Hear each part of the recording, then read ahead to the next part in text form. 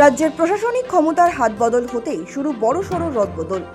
শনিবার পশ্চিমবঙ্গের নতুন মুখ্যমন্ত্রী হিসেবে শুভেন্দু অধিকারীর শপথ নেওয়ার 24 ঘন্টার মধ্যেই কলকাতা পুলিশের অন্দরে চলল ব্যাপক অ্যাকশন।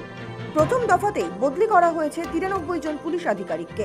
তালিকায় রয়েছেন ডিসি পদমর্যাদার অফিসার থেকে শুরু করে ওসি, সাব ইন্সপেক্টর এবং একাধিক গুরুত্বপূর্ণ পদে থাকা পুলিশ কর্তারা। সূত্র বলছে, এদের অনেকেই আগের শাসক দলের ঘনিষ্ঠ বলেই পরিচিত ছিলেন এবং সেই দলের ওয়েলফেয়ার অ্যাসোসিয়েশনের হয়ে সক্রিয়ভাবে কাজ করতেন। দেখা গিয়েছে, বদলি হওয়া অফিসারদের সিংহভাগকেই পাঠানো হচ্ছে উত্তরবঙ্গের জেলাগুলিতে। তালিকায় দেখা যাচ্ছে, কোচবিহার, কালিম্পং, জলপাইগুড়ি, দার্জিলিং এবং আলিপুরদুয়ারের মতো দূরবর্তী জেলাগুলিতে তাদের দ্রুত যোগ দেওয়ার নির্দেশ দেওয়া হয়েছে। এছাড়াও বেশ কিছু অফিসারকে সুন্দরবন সংলগ্ন এলাকা এবং পশ্চিমাঞ্চলের পুরুলিয়া জেলাতেও পাঠানো হয়েছে। ক্ষমতা হস্তান্তরের পরপরই পুলিশের এই বড় মাপের রদবদলকে ঘিরে প্রশাসনিক মহলে তীব্র চাঞ্চল্য তৈরি হয়েছে। রাজ্যে শাসক দল পরিবর্তনের আগে থেকেই কলকাতা পুলিশের রাজনৈতিক প্রভাব নিয়ে চাপানোতর চলছিল। নতুন সরকারের এই সিদ্ধান্তকে তাই অনেকেই ক্লিন আপ অপারেশনের সূচনা হিসেবেই দেখছেন, যদিও সরকারিভাবে এই বদলিকে রুটিন প্রশাসনিক সিদ্ধান্ত বলেই ব্যাখ্যা করা হয়েছে। এদিকে দায়িত্ব নেওয়ার পরেই পূর্ণাঙ্গ প্রশাসনিক তৎপরতা শুরু করেছেন মুখ্যমন্ত্রী শুভেন্দু অধিকারী। সোমবার নবান্ন সভাঘরে দফায় দফায় গুরুত্বপূর্ণ বৈঠকে বসতে চলেছেন তিনি।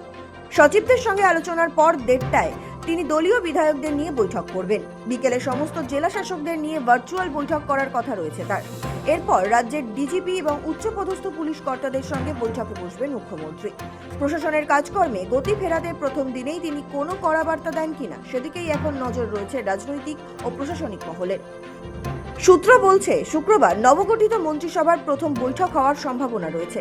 তবে তার আগেই মুখ্যমন্ত্রী, প্রধান সচিব, স্বরাষ্ট্র সচিব এবং পুলিশ কমিশনারের সঙ্গে এক প্রস্তুত জরুরি আলোচনা সেরে ফেলেছেন।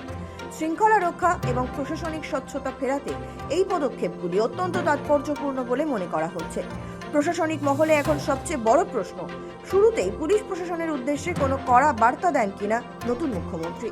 তবে এই ধারাবাহিক বৈঠক এবং দ্রুত বদলির সিদ্ধান্ত থেকেই স্পষ্ট, সরকার গঠনের পর প্রশাসনিক নিয়ন্ত্রণে কোনো সময় নষ্ট করতে চাইছে না নতুন শাসক দল। সৌভিক সান্যালের রিপোর্ট, সময়, কলকাতা।